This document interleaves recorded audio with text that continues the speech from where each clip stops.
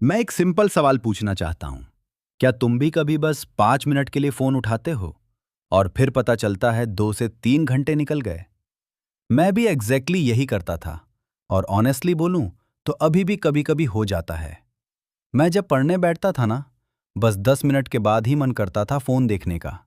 YouTube खोलता था, reels देखने लगता था, और फिर पूरा दिन वेस्ट हो जाता था।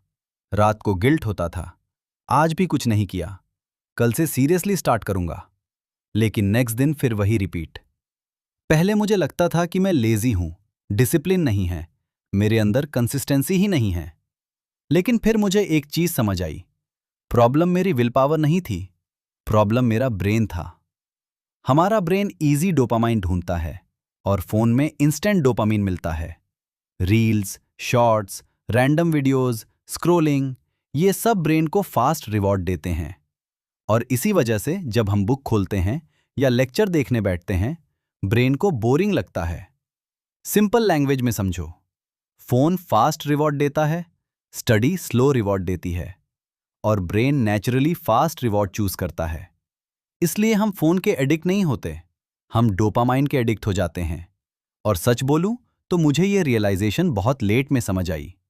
मुझे लगता था मेरा फ्यूचर खराब हो रहा है, मैं वीक हो गया हूं, मेरे अंदर फोकस ही नहीं बचा।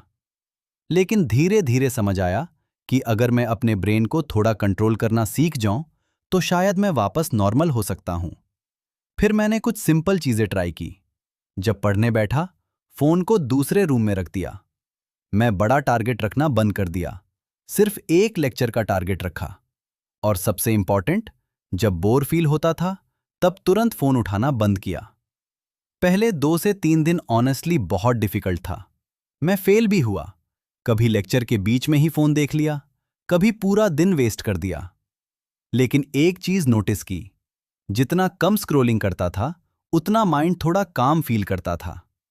अभी भी मैं परफेक्ट नहीं हूं, मैं अभी भी स्ट्रगल कर रहा हूं। लेकिन अब कम से कम मुझे असली प्रॉब्लम पता चल गया है। प्रॉब्लम लेजीनेस नहीं थी, प्रॉब्लम ओवर स्टिमुलेटेड ब्रेन था। और मुझे लगता है बहुत स्टूडेंट्स इसी फेज से जा रहे हैं, बस उन्हें समझ नहीं आ रहा।